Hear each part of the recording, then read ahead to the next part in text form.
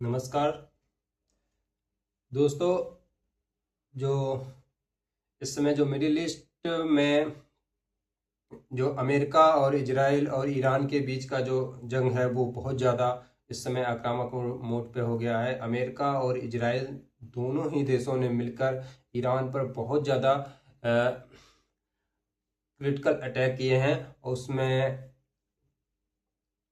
तो और इसके बाद ईरान ने भी इजराइल और अमेरिका पर लगातार वो काउंटर अटैक कर रहा है, जिसमें जो इजराइल है, इजराइल के साथ उसके कुछ जो वहाँ के जो लोकल संगठन जिसमें हिजबुल्लाह है और हाउती सैनिक भी जो ईरान की तरफ अब ओपनली खड़े हो चुके हैं। यानी कि अब दुनिया एक तरीके से कहूँ जो दो खेमे में बढ़ चुकी है। एक तरफ मिडिल ईस्ट में जो इजराइल के समर्थन में अमेरिका, सऊदी अरब और यूनाइटेड अरब अमीरात, कतर जैसे देश खड़े हैं, वहीं ईरान की तरफ रसिया, ईरान, हाउती और जो अन्य जो वहाँ के जो हिजबुल्ला जैसे जो वहाँ के जो लोकल संगठन हैं, उनकी जो सैनिक हैं वो पूर्णतया ईरान के साथ खड़े हो गए हैं। यानी कि अब जो ये जंग है बहुत ही ज़्यादा इस समय दुनिया में बहुत ज़्यादा आक्रामक हो चुकी है और इसका असर पूरा ग्लोबली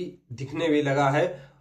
क्योंकि जो हमने पिछले वीडियो में बात की थी कि जो ईरान ने जो हार्मुज जो जल डमरू था उसको बंद करने की जो बात कही थी, तो वो सोच उसका जो ये अंदाजा है बिल्कुल सही निकला कि ईरान ने इस युद्ध के दौरान जो हार्मुज जल डमरू मद था उसको पूर्णतया बंद कर दिया है, जिससे जो एशियन कंट्री हैं या मिडिल ईस्ट में जो जो तेल की भारी मात्रा में कमी पाई गई है। क्योंकि जो हार्मुज जल डमरूमध्य है ये दुनिया के 20% एनर्जी सेक्टर हो, चाहे वो ऑयल को लेकर हो, वो इसी जल डमरूमध्य के माध्यम से गुजरता था, जो कि अब बंद हो चुका है। इससे पूरी मिडिल ईस्ट में जो तेल और जो नेचुरल गैस है उसकी भारी मात्रा में कमी देखी गई है। और इसका जो है अभी हाल ही में इसका जो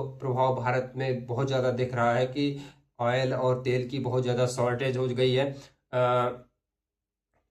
और तेल और इस कारण जो तेल और जो नेचुरल गैस है इसकी कीमतें बहुत ज़्यादा बढ़ चुकी हैं, जिससे भारत और पूरी दुनिया का जो आम जनमानस है उसको बहुत ज़्यादा परेशानियों का सामना करना पड़ रहा है। और इसी बीच जो कल मिडिल ईस्ट हो, चाहे रसिया यूक्रेन युद्ध हो, इसको लेकर जो G7 की समिट हुई थी, उसमें ये समिट में कोई अभी खास इसके कुछ पॉजिटिव जो रिजल्ट निकल कर सामने नहीं आ पाए हैं। इसका जो सबसे प्रमुख कारण है कि जो उनकी G7 समिट के जो सदस्य देश हैं उनके जो आपसी सहमति पूर्णतया नहीं बन पाई है। उनके आपसी जो विचार हैं उनमें बहुत ज़्यादा मतभेद है। और इससे ये स्पष्ट हो रहा है कि जो इस समय जो ग्लोबल पावर की जो कमेटी भी हैं वो इस युद्ध को रोकने में पूरी तरह से निष्फल रही हैं। और जो इस समिट से में सबसे बड़ा झटका तब लगा जब जो नाटो देश हैं उन्होंने इस समिट से अपनी दूरी बना ली है। तो इससे अब एक चीज स्पष्ट नजर आ रही है कि जो अमेरिका और यूरोप के जो मतभेद हैं वो बहुत ज्यादा बढ़ चुके हैं। यही एक प्रमुख कारण है कि आने आने वाले समय में जो नाटो की यूनिटी को लेकर भी बहुत बड़े सवाल खड़े हो रहे हैं कि अभी एक हाल में और इस दौरान जो है कि जो एक खबर आई है कि जो रसिया है वो ईरान को बिल्कुल ओपनली सपोर्ट कर रहा है, वो उसको खुफिया इनपुट प्रोवाइड कर रहा है, उसको मिलिट्री इक्विपमेंट जो हथियारों की सप्लाई कर रहा है। और इधर अमेरिका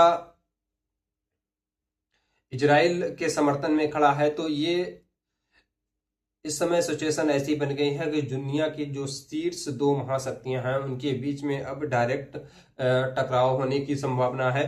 तो इधर इजराइल जो है वो लगातार जो ये कहूँ कि जो हमास पे लगातार अटैक कर रहा है और उसके खिलाफ, और इधर इजराइल ने जो है वो एक लेबनान में अपनी मिलिट्री को डिप्लॉय किया है, और जिससे वहां पर बहुत ज्यादा अव्यवस्था फैल गई है। बहुत सारे लोग वहां पर विस्थापित हुए हैं लोग। अब इसका ये मतलब है कि क्या इजराइल अब लेबनान पर भी अपना कोई नया टारगेट बना सकता है? क्या इजराइल लेबनान पर भी अटैक कर सकता है? इसके कारण अब जो दुनिया की जो ग्लोबल सिस्टम है वो पूरी तरह से बिखर चुका है। तो इसका बाद जो जिस तरह से तेल की कीमतों में भारी उछाल देखा गया है, वही दूसरी तरफ दुनिया का जो शेयर मार्केट है वो पूरी तरह से क्रैश होने की संभावना है। और दुनिया में जो ग्लोबल जो ये कहूँ कि मुद्रा का जो रिसेशन है वो लगातार बढ़ रहा है। इसको लेकर जो दुनिया के कई सारे संगठन हैं, उन्होंने ये चेतावनी दी है कि दुनिया में 1970 जैसा एक आर्थिक मंदी का दौर भी आ सकता है, जिसमें दुनिया में खाद्य संकट या ऊर्जा संकट की कोई नई चुनौती को सामना करना पड़ेगा। और इसी के बीच अभी चाइना ने इस युद्ध को लेकर एक अपील की है कि वो, लेकिन उसने किसी भी देश को डायरेक्टली सपोर्ट करने से बच रहा है। यानी कि जो चाइना है वो इस बार से पूर्णतया अलग है, और उसने इस बार में या डायरेक्टली या इनडायरेक्टली कोई इसमें सपोर्ट अपना नहीं कर रहा है। तो जो इस समय जो एक बात सामने निकल आई है कि जो दुनिया में जिस समय युद्ध बढ़ रहा है और एनर्जी और तेल को लेकर जो इस समय संकट बना हुआ है, तो क्या ये निकट भविष्य में कोई एक नए विश्व युद्ध के लिए एक पृष्ठभूमि तैयार कर रहा है?